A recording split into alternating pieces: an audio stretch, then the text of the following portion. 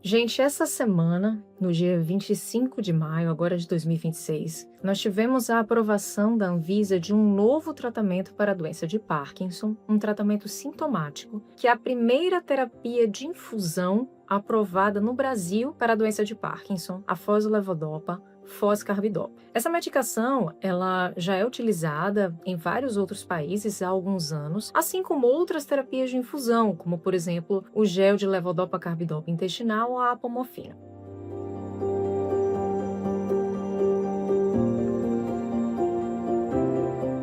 Qual que é a novidade dessa terapia, gente? Quais seriam os pacientes com doença de Parkinson elegíveis para esse tratamento? Há algumas semanas, há 2 semanas, nós tivemos o primeiro treinamento aqui no Brasil para essa medicação e nós tivemos também algumas informações e eu vou deixar alguns aspectos práticos aqui para vocês. A primeira questão é que, embora seja a foslevodopa, ou seja, é uma prodroga da levodopa, ou seja, é uma terapia dopaminérgica, há algumas diferenças em relação às outras formas de administração da levodopa. A primeira questão é que é uma terapia de infusão contínua, ou seja, a foslevodopa, a foscarbidopa, através de uma aplicação subcutânea, ela promove um aporte dopaminérgico contínuo, capaz de deixar a levodopa sendo absorvida por via subcutânea por até 24 horas ao longo do dia. Ou seja, dando esse aporte contínuo, potencialmente, você poderia diminuir as complicações motoras. E daí isso se explica quais são os pacientes que seriam elegíveis para essa medicação. Então, em primeiro lugar, essa não vai ser uma medicação que vai ser adotada em pacientes com doença de Parkinson desde o início do tratamento. É uma terapia sintomática e o ideal é que os pacientes elegíveis para essa terapia sejam pacientes que já tenham complicações motoras. Então, uma regra prática é a regra do 5-2-1. Seriam pacientes com doença de Parkinson que idealmente tomem aí mais de 400 miligramas de levodopa e que tomem aí pelo menos 5 tomadas de levodopa ao longo do dia, ou que tenham aí 2 horas de off no mínimo incapacitantes ou 1 hora de discinesias incapacitantes. Ou seja,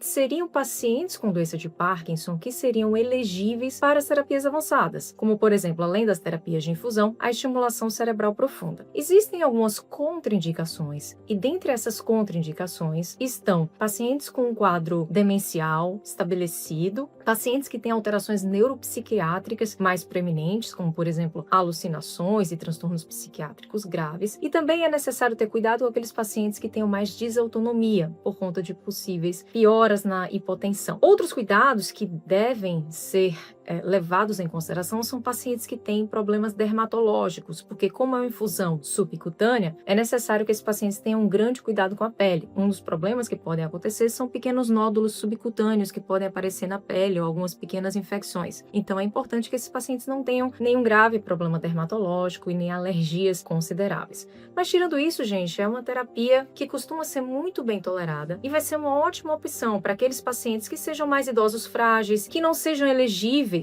ao DBS ou simplesmente que não queiram se submeter a um procedimento cirúrgico. Estamos bastante animados, a previsão é que essa medicação chegue no Brasil ainda em 2026. Vamos estudar e treinar bastante sobre esse assunto e se vocês tiverem qualquer dúvida, podem colocar aqui nos comentários.